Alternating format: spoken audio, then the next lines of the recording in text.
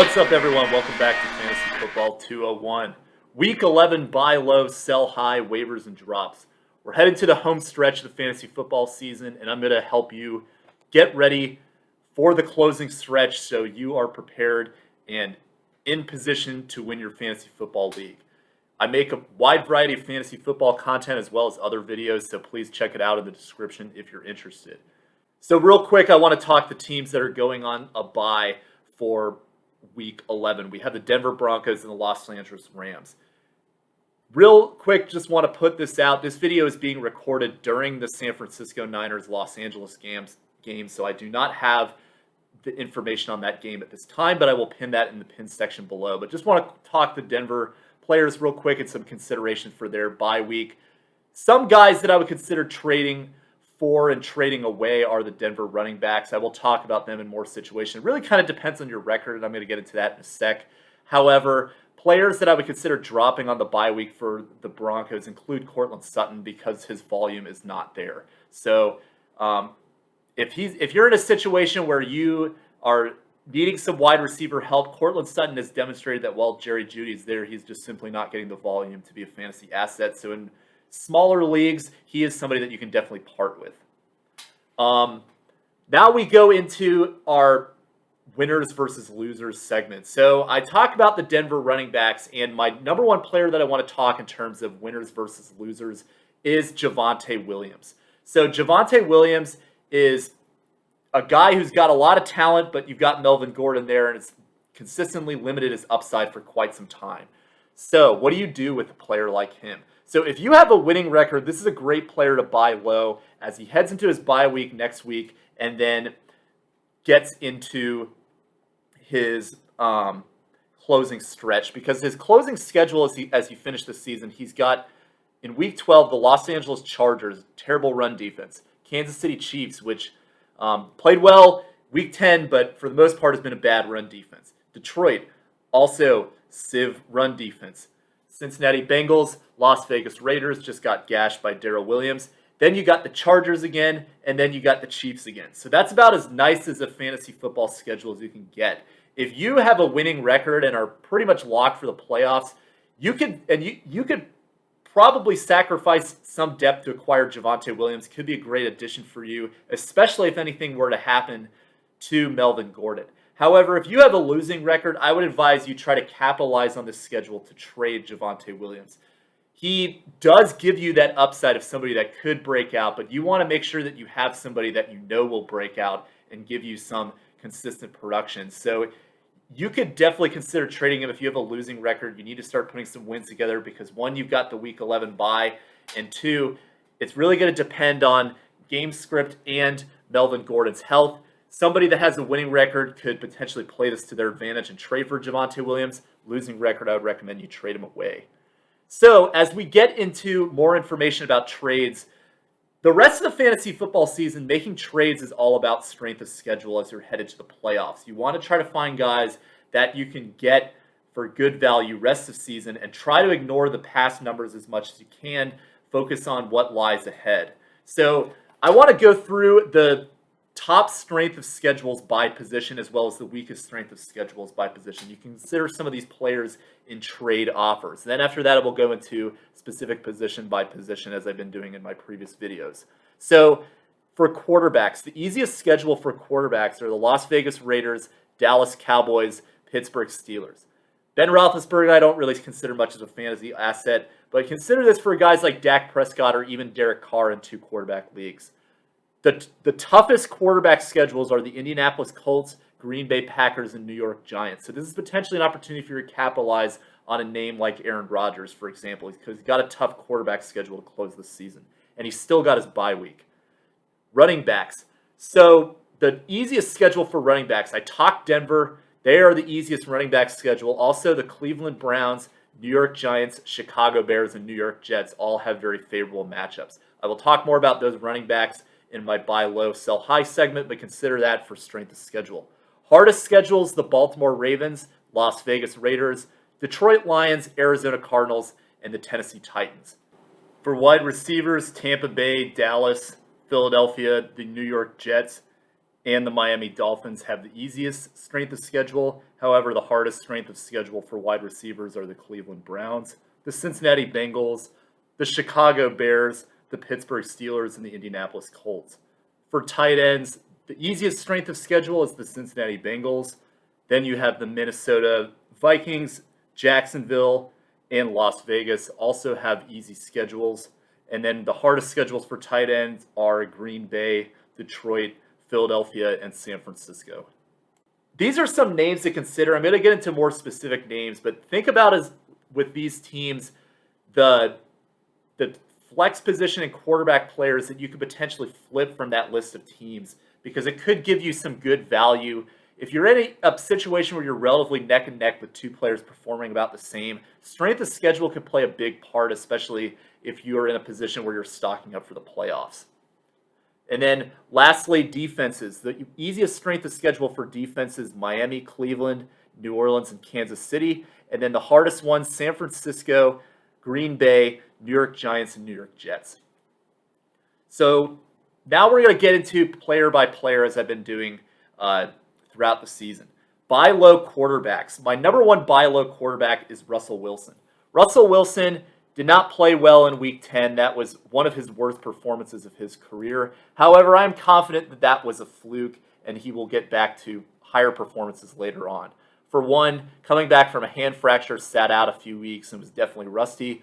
Two, very frigid conditions in which he really struggled to,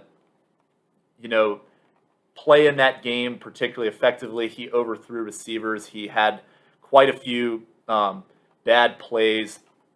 However, he does have some better opponents coming up. He's got Washington in Week 12. He's got Houston in Week 14. You've got the Detroit Lions in a potential fantasy football championship game in Week 17. So I am not worried about Russell Wilson. He is a great trade for candidate, in my opinion, especially after a game like this. Managers that have had Wilson may be more impatient with him and likely to part with him after a game like Sunday. Other guys to consider as well, Kyler Murray, more of a difficult sell, but he is coming off of an injury, but he does have one of the top 5 easiest schedules for quarterbacks to close the season. So this is a great buy low candidate to consider.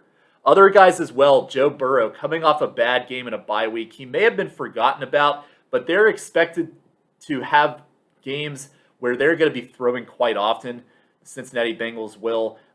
Tougher opponents means more passes for Joe Burrow. They've also got the Las Vegas Raiders in Week 11, so I expect a bounce-back performance from Joe Burrow.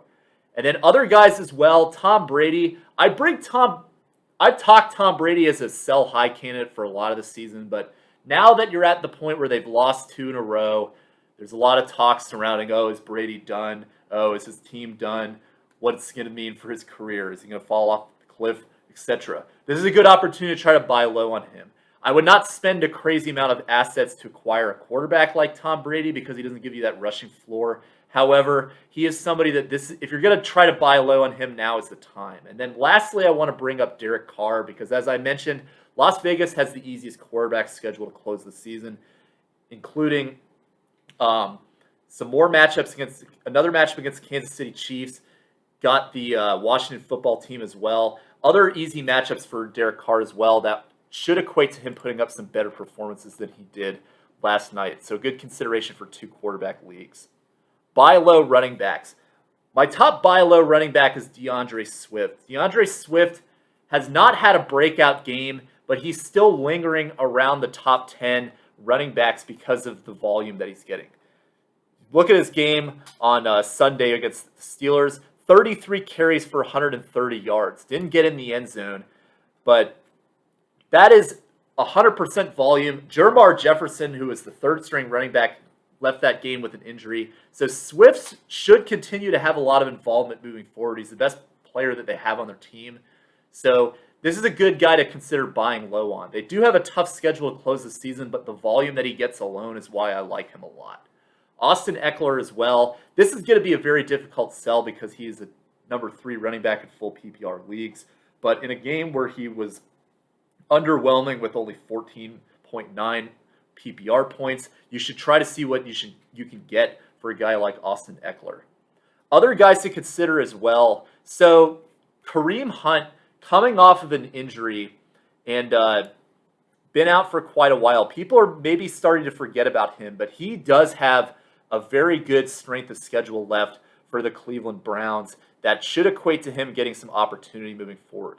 Guys that own Kareem Hunt, fantasy owners that own Kareem Hunt may be impatient with him and willing to part with him. But some of the games that he's got coming up on his schedule, he's got the Detroit Lions in Week 11. Not sure if he's going to play, but if he does, that would be a great matchup. Baltimore Week 12 and 14. Baltimore's defense is not the same as it's been. Las Vegas just got gashed by Darrell Williams. And then you got the Green Bay Packers in Week 16, which is not a stellar run defense by any means either. So another good opportunity there to take advantage of somebody like Kareem Hunt, who gives you that PPR edge that you really don't get with guys like Nick Chubb and Dearness Johnson as often. Other guys to consider. So maybe forgotten about, but Saquon Barkley. Saquon Barkley has been a bust in fantasy football this season. A lot of it not necessarily his fault due to injuries. And it's going to be interesting to see where he falls next year. But he has a very good strength of schedule to close the season for the New York Giants.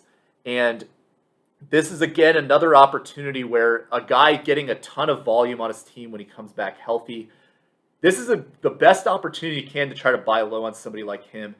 Could give you a great reward to close the season. He's definitely talented. The question is, can he stay healthy? And if you're in the position to get to the playoffs, it's worth that risk to take, in my opinion. Denver running backs, I talked them a little bit already. Same applies to Melvin Gordon, too. He's got a great strength of schedule, so if you can acquire him on the cheap, I would definitely do that. Clyde Edwards-Helaire coming off an injury as well. Similar to Hunt, may have been forgotten about. And Kansas City starting to get their offense together. Edwards-Helaire should have a good opportunity to bounce back. David Montgomery may have been forgotten about as well, but Chicago does have a top 5 schedule to close the season for running backs.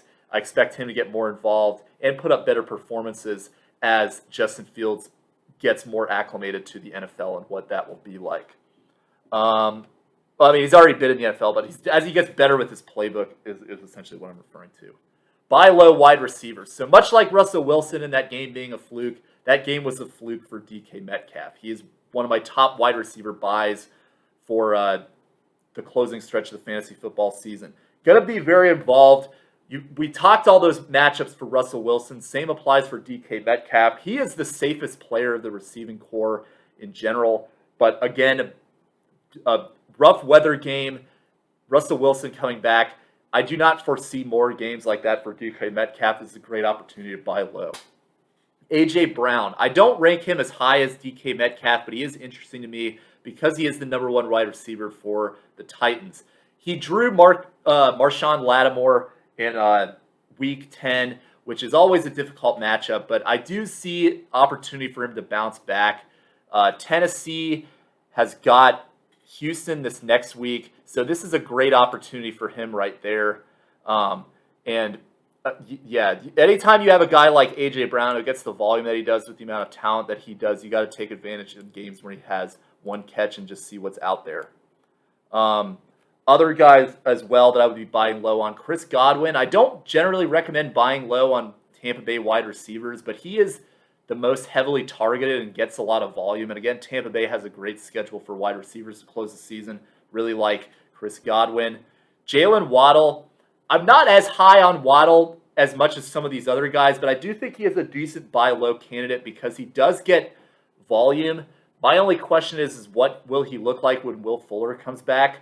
But Waddle, most talented receiver on the team, got some good matchups to close the season. This is a good buy low candidate to consider as well.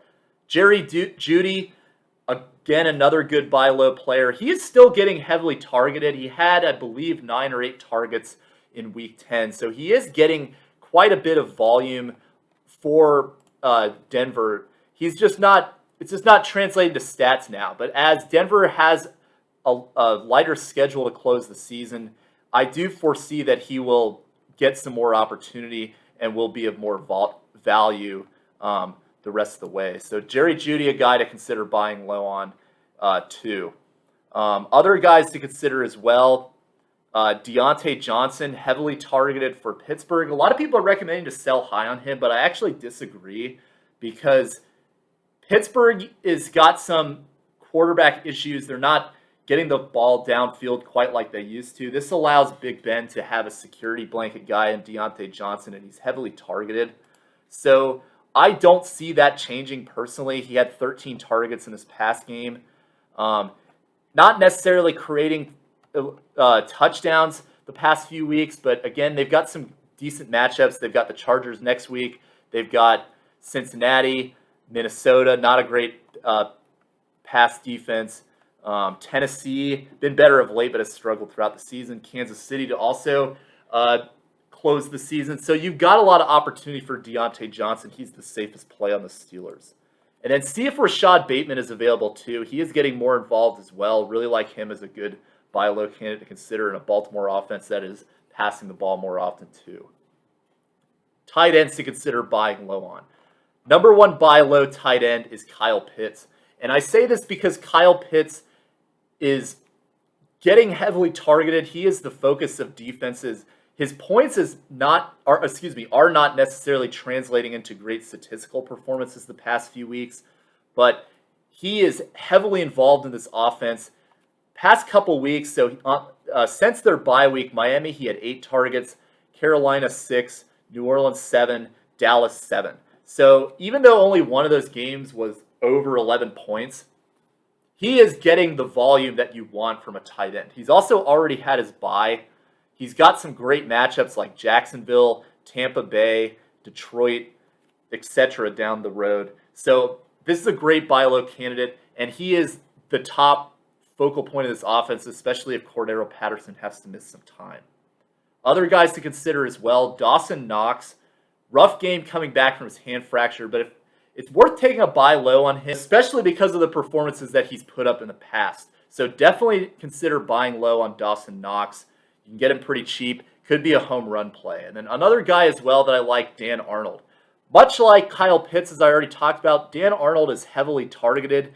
His points are not creating stats, but he is giving you very consistent performances. Since their bye week, when he's got time to kind of acclimate into their system a little more since he's been there, 10 targets, 7 targets, 7 targets, and 8 receptions, 68 yards, 4 receptions, 60 yards, and 5 receptions, 67 yards. So he's a very safe play at tight end.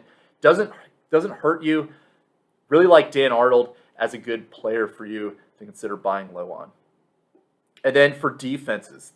So one of the defenses that I like that has been very good to start the season, struggled a little bit of late, the New Orleans Saints.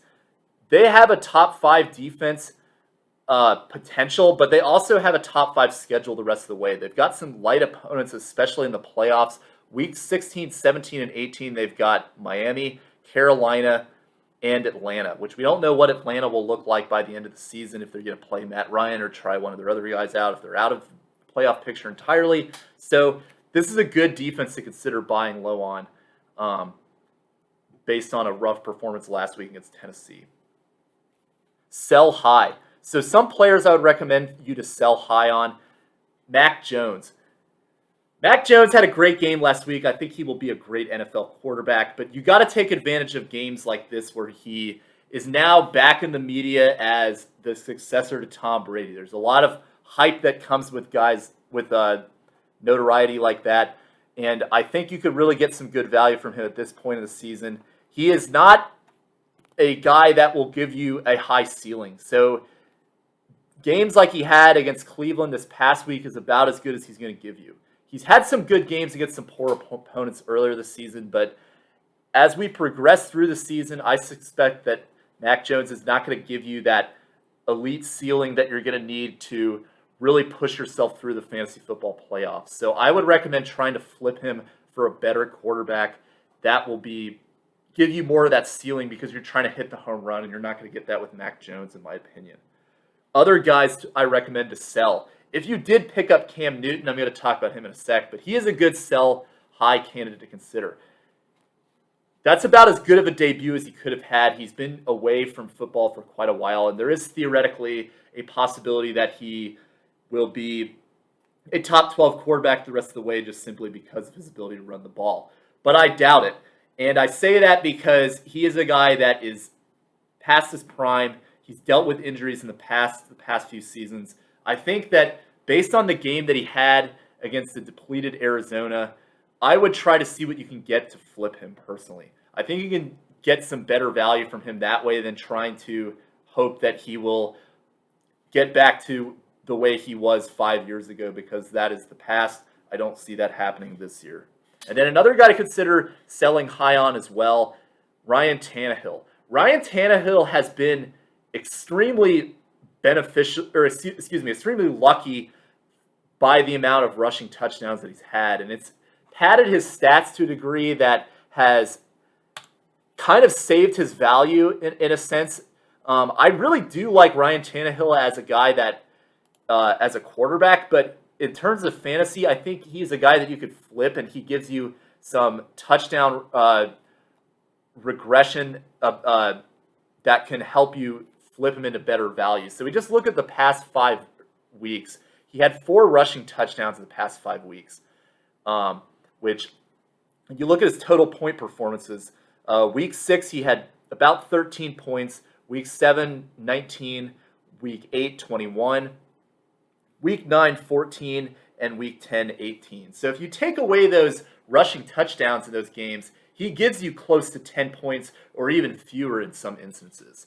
So this to me screams touchdown regression could potentially come. So I would try to see if you can flip Ryan Tannehill to get a quarterback that will give you more yardage, because the way it looks like Tennessee is right now, they're going to rely on, the pounding the ball, playing a very rough and tough type of football.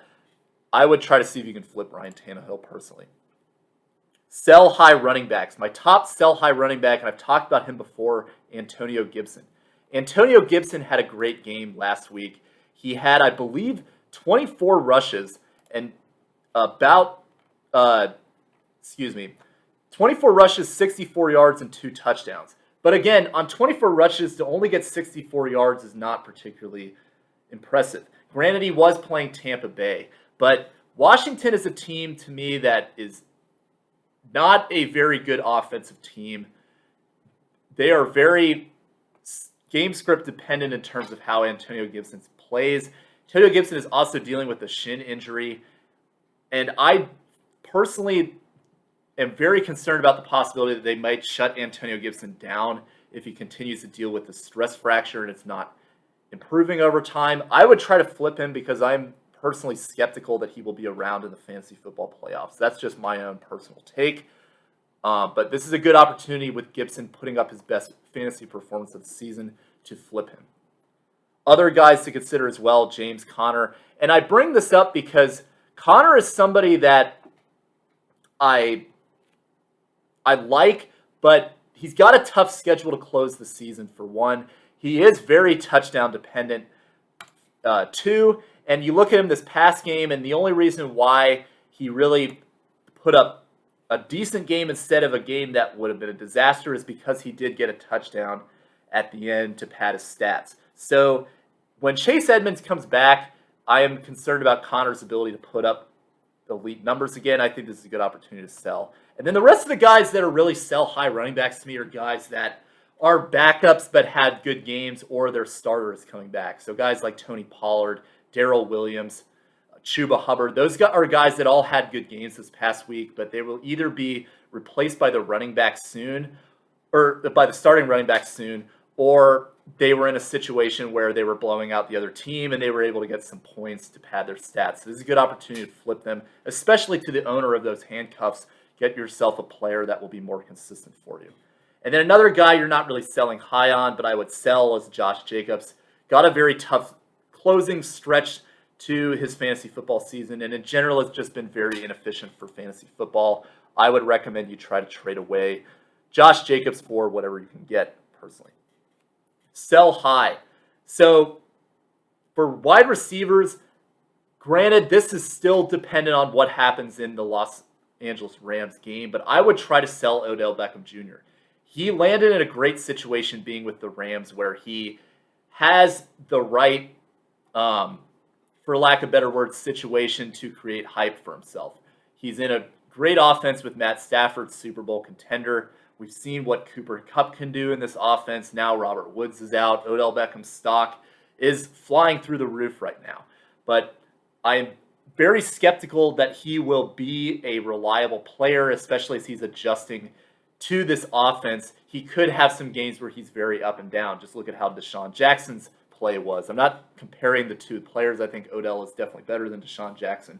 But I would try to flip Odell for value depending on how he does in this game. But even if he does poorly, or does really well, I would still recommend trying to flip him because I'm not entirely sure that he is getting back to that prime state that he was 5 years ago.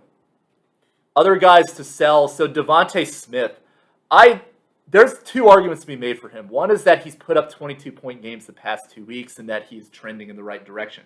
But the other concern is that he had 22 points this week on 4 catches. The inconsistency of Jalen Hurts as a passer concerns me, especially as Smith has had a lot of up and down games this season. So I would personally, on a back-to-back 22-point weeks, would try to flip Smith. However, there is an argument to be made that he is a good asset to hold and hope that he breaks out. I personally would try to get the more proven asset, but it is a decent discussion to have. Other guys, Jacoby Myers, got a touchdown at the very end of the game to salvage whatever value you had if you held on to him. I would recommend trying to trade him away, personally. Other guys, Elijah Moore, again, three catches but got a touchdown in a blowout. I personally, again, another argument to be made with the Jets is that they have a great closing stretch this season, but Elijah Moore was not performing well with Zach Wilson, and if he comes back as projected, then I personally would be very concerned about Elijah Moore as a guy on my roster. I would try to flip him off of this game and the game last week against the Colts as your selling points. And then DJ Moore, again, I talked about him a little bit last week, but didn't get involved with Cam Newton coming back, only 4 for 24. Very concerned about him. I would try to sell. And Mike Evans, I talk about him a lot, but a game where you had 2 receptions and you got a touchdown out of it, that is, to me, screams sell. He's very inconsistent. I would try to get somebody more consistent for a guy like Mike Evans using that name that he has. Tight ends. Hunter Henry. So I really liked Hunter Henry going into the season. He started slow, but has really been hot the past few weeks. Now Hunter Henry is the number 4 tight end on the season. I think this partially speaks to the fact that tight ends are pretty up and down for the most part, aside from the big names like Travis Kelce, Mark Andrews, etc. But Hunter Henry now in the top 5. He had a great game this past week in which he had 2 touchdowns, again on 4 catches, but that's what is concerning to me. I would try to flip Henry, especially since he has a bye still in week 14, for a guy who's already had his bye week, like a Mark Andrews, for example. Even a Darren Waller, even though he's been struggling. I think those are good players to consider trying to flip Hunter Henry for, in my opinion.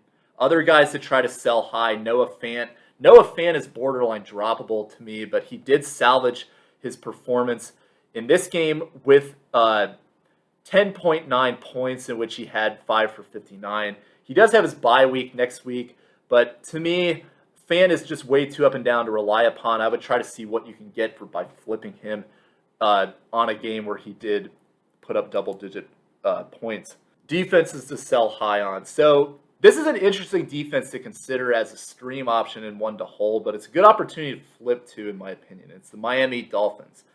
Had a number 2 performing defense on the week in week 10 against Baltimore, surprised everybody, and they've got some nice matchups the next 2 weeks. They've got the New York Jets in week 11, and then week 12 remains to be seen what Carolina looks like with Cam Newton moving forward, but they've got Carolina, which before him was really struggling with Sam Darnold. So this is a good, on paper it looks like a good matchup, but I'm very skeptical just because of how Miami has played the majority of the season. I personally would not recommend you try to put stock into this performance on Thursday night against Baltimore. I would recommend you try to flip them off that game if you happen to own them by any chance. That's just what I would personally recommend. But they're not a bad stream option to consider against the Jets this next week. Waiver wire options. So a couple waivers that I like, especially at the quarterback position. So check to see if Cam Newton is out there. I talked about trading Cam Newton if you have him, but he is a great waiver wire pickup to consider. He's always a threat to run the football, so he gives you some points there. Very effective in the red zone, especially running the football. So we'll give you some good baseline if he does have a poor game throwing the ball. Carolina has got some pretty good matchups the next few weeks. They've got Washington in Week 11, which just lost Chase Young. Expect their defense to be a little worse than it has, which is an understatement because they've been a terrible defense all year, aside from Week 10 against the Buccaneers.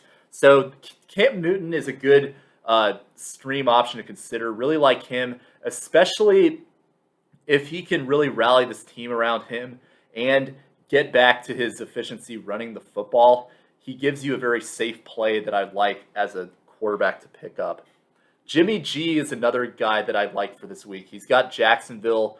Assuming that he's still the quarterback, I don't think there's anything suggesting that unless there's an injury that I'm not aware of that happens Monday night. But I think that he is another good stream candidate for this week that is a good pickup on waivers. And then another guy that I like, very sneaky play in very deep leagues, Case Keenum. So Case Keenum he's not going to give you anything flashy, but he's got Detroit in Week 11. And Case Keenum is a very effective game manager. I think that Cleveland could potentially really thrive against Detroit in a game where he gives you maybe 15 points, just enough of what you need to get by. If you've got Matt Stafford on a bye, for example, and you really need a quarterback play for this week, Case Keenum is not a bad option to consider. Guys that I don't like, Daniel Jones. So my tricks I talked about as well. Daniel Jones, he's got an enticing matchup against Tampa Bay, which you could say, oh, Taylor Heineke just lit up Tampa Bay this last week. They're falling apart. But I think what's going to happen, this is just me personally, but Tampa Bay is going to have this whole week where they're going to hear critics. They've got the Monday night prime game, so they'll have even more time for the big heads to talk about them. And then their defense and their whole team is just going to come out on fire after an embarrassing loss. And Daniel Jones could be the victim of multiple turnovers. I would avoid that situation personally. Running backs. So my number one waiver wire pickup, if you have him, if he is available for some reason, you've got to pick him up, A.J. Dillon. I really like A.J. Dillon as a running back. He's a guy I've been talking about for so long to have as a handcuff option that you just hold. And if you didn't ever pick him up, then you'd be regretting it, because Aaron Jones, MCL injury, right now we don't know how long he is going to be out, but A.J. Dillon has already been performing very well with Aaron Jones there. Green Bay does not have a reliable wide receiver beyond Davante Adams, so the running backs have been stepping up as those top 2 and 3 pass catching options. So A.J. Dillon becomes just an absolute beast smash play over the next few weeks. So you have to make sure that you spend whatever fab you can have to pick him up, because this is the guy, to me, that can win you a championship that is still out there. So I would definitely try to prioritize getting A.J. Dillon if he is on waivers for some reason. Other guys to consider as well that I don't like as much, but I am very interested in, Ramondre Stevenson for New England. The only reason I don't put him as high on this list is because Ramondre Stevenson is on the Patriots, which are very dependent on Bill Belichick in terms of what they do with their running back core. But if Damian Harris remains out, Ramondre Stevenson has shown that he has talent, even back from the preseason when he really turned a lot of heads with his performances there. He's a great player to consider picking up on waivers too. Other guys, Mark Ingram, if he was not picked up for whatever reason, he's a great guy to pick up as a handcuff stash player, depending on how long Kamara is out for. Definitely got to make sure you have Ingram, especially after a game like that. There was a lot of skepticism around Ingram in terms of how he would do, but he showed that he can be, back to his days when he was younger and playing with the Saints, which is good news for fantasy football managers. Mark Ingram is somebody that I like as a pickup, but third behind those other two. Other guys, number 4 on this list for me would be D'Onta Foreman for the Tennessee Titans. Don't like him as much because they're in more of a committee, but Foreman is the most involved of these running backs compared to Peterson and McNichols. Foreman is getting used to the offense. He looked the most explosive so far this season. So Foreman is a good player to keep an eye on, but not a guy that I really like as much as those other guys. And then Wayne Gallman, interesting consideration too, depending on what happens to Cordero Patterson. He is very risky though because Mike Davis is still there and is at this point just a leech who takes away from. He's kind of like the Carlos Hyde equivalent on the Jags, but for the Falcons, Mike Davis is inefficient. He takes touches away from the other running backs. He's probably going to do this to Wayne Gallman as well. So Wayne Gallman, if you're in very deep leagues, is an interesting flyer, but not a huge fan of him necessarily. Guys that I don't like, though, that would probably be out there, Mike Davis, if for some reason he is there, and do not pick him up. He's proven to be ineffective. Other guys to consider as well, you've got Matt Breida coming off a great game, which he had 18 fantasy points, PPR leagues, but he also had 2 touchdowns on 6 touches. And that is not replicable at all. It was a blowout. Avoid Matt Breida. Wide receivers to consider picking up. So my number one wide receiver pickup this week, maybe controversial, but Robbie Anderson. And Robbie Anderson has been very disappointing this season. A lot of this, though, was due to Sam Darnold. And I generally do not want to pick up receivers that are known for the inconsistency that Robbie Anderson has, known for the 1 reception, 1 touchdown games like he had in this past week. But he is still extremely interesting to me. And the reason I say this is because this is a team that needs a deep play threat that they have not had. You might potentially get that with Cam Newton. Cam Newton could potentially expand this offense. So if you need a guy to take a low flyer on, I would not recommend starting him. But if you're in a situation where you are looking for a home run play that could win you your league, Robbie Anderson is a guy to consider. I like him way more than these other guys that are going to be out there like Kendrick Bourne, Ray McLeod, Albert Wilson, etc. because Robbie Anderson has been a good receiver in the past, but he is very dependent on the quarterback. So rely on that potential that maybe you can get it with Cam Newton. Bryan Edwards, very interesting as well to me. Got a touchdown against Kansas City this past week, but he just doesn't get the volume to me that I would like him as much as these other guys. But he's a guy that a lot of people slept on when Deshaun Jackson showed up and when Henry Ruggs was dismissed from the team as a guy that could absorb the targets. Renfrow is still the guy, but Edwards, very interesting as well. Rashod Bateman, check if he's still out there. Still is only 35% owned in 10-team ESPN leagues, which is crazy to me. This is a great guy to pick up. He would be number 1 if he's still out there over Robbie Anderson, but I just say this because a lot of deep leagues are savvy and are picking him up already. Other guys that are interesting, Marcus Johnson for Tennessee, getting the volume that you would ideally want. He had 6 targets, 5 for 100. But I need to see more consistent performances to really feel confident, though. And then another guy that interests me, but not as much, Will Fuller, has had great seasons in the past with Houston. What will he be like healthy with Miami? So he's an interesting flyer, but he does not appeal to me as much as some of these other guys that I've already talked about. And very deep leagues, DeAndre Carter also got 6 targets and caught a touchdown this past week. He's an interesting flyer as well in very deep leagues. Tight ends, Tyler Conklin, been up and down this season, but you got to like the 2 touchdowns in the red zone and the potential for more future opportunities like that. So Tyler Conklin, a good pickup to consider. I would still prefer Logan Thomas if he is out there still. A lot of people are starting to pick him up, but when he gets back, he's going to get a lot of targets for Washington. Thomas would be my number 1, but then Conklin would be right after him. And then Gerald Everett, another good player to consider as well. He had 8 receptions and 60 yards and change against Green Bay. Some of that may be due to the weather, but still, this is you want to see tight ends that are getting consistent targets. Gerald Everett is a guy that's probably out there that could give you some a safe play potential if he replicates performances like that. He was 8 for 63, by the way. Defenses, so you're looking a little bit ahead to week 12 too with some of these defenses. So Tennessee I like for this week against Houston. Cincinnati, they've got Las Vegas and they've got Pittsburgh the next 2 weeks. Pittsburgh's offense, they struggled with Detroit. That's pretty much all I got to say about that. It's a risky play putting the Bengals out there, but they could reap some good value. And then San Francisco, up on Los Angeles right now, playing very well. And they've got Jacksonville in week 11. This is a good defense to consider for week 11. And then Chicago is an interesting option if you feel very secure about week 11.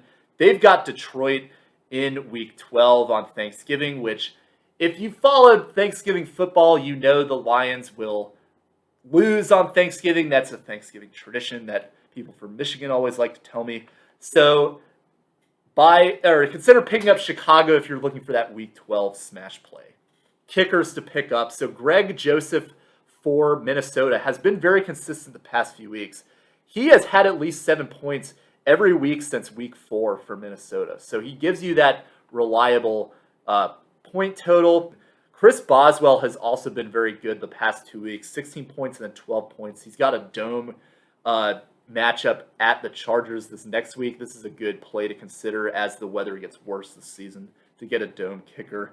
And then Randy Bullock has got Houston this next week. Randy Bullock has also been very good the past few weeks for the Titans. Real quick in the last few minutes of this video, I'm going to talk drops. So for the quarterback position, you could drop Mike White at this point. It's sad he didn't his short Jeremy Lin era of fame didn't really last too long, but we could give a toast to him for what he did for his 1 week earlier this season. And then in deeper leagues, Carson Wentz. Carson Wentz has got a tough schedule to close the season, the number 1 most difficult quarterback schedule. I don't think you need to hold on to him if there's other options out there. Running back. So sadly, Jeremy McNichols you could part with. I had hopes for him, but he's just not getting the volume or the efficiency that the other Tennessee running backs are. I think you can part with McNichols at this point. And then at this point, just team running backs, the Buffalo running backs and the Baltimore running backs. So these are both committees. Baltimore I've already talked about, so I'm not going to go into them too much. But Buffalo at this point, you never know how Zach Moss will do, how Devin Singletary will do. And now you've got Matt Breida in the equation as well. So it's just, to me, and this is all because Josh Allen is a threat to run the ball, especially in the red zone. So I'm just very concerned about these Buffalo running backs. I think if you are in a smaller league, you could part with one of them. Drops at wide receiver. Russell Gage. This guy should be a wide receiver 1, but he has had, I believe, 3 or 4 0-point performances, including week 10. And you just cannot afford at this point, when guys have been doing it that often, to put anybody like that anywhere near your lineup. Other guys, the Browns wide receivers too, I think at this point, other than Donovan Peoples-Jones in deep leagues, I think the Browns are just way too unreliable at this point. And then Julio Jones, dealing with injury, and he's had a good week too, but other than that, it's just been very bland and irrelevant. So at this point, I think you can part ways with him. Drops at the tight end position. Dallas Goedert, just a massively frustrating player who always has opportunity but never takes advantage of it. And then controversial take, but in very deep leagues, and if you're looking to make a playoff push and you're not there yet, you can consider cutting TJ Hawkinson. You cannot afford his up and down performances that he has had throughout the season. If you need a guy like a Dan Arnold that can be reliable for you, that is out there, I would recommend dropping Hawkinson for Arnold. And then defenses, I've already talked about this too, but Baltimore, that image of them as a pass defense of being an elite defense is no more. They're the 27th ranked defense in the league. They did not do well against Miami, which was a smash play potential for them, so you can drop them if you happen to still own them. Well, that's all I've got for this week. Comment below if you want to have your questions answered by me on Saturday morning's video where I discuss start, sit, fan questions, etc. I reply to all my fans who comment, so please take advantage of that while I'm still a small, measly channel that does not have a lot of subscribers, and I will do my best to try to help you on the given week Didn't have a video this past week. I do apologize about that for those of you looking forward to it. But we will be back this next week for a Saturday start-sit video. So thanks for watching. I'll see you guys next time. Bye.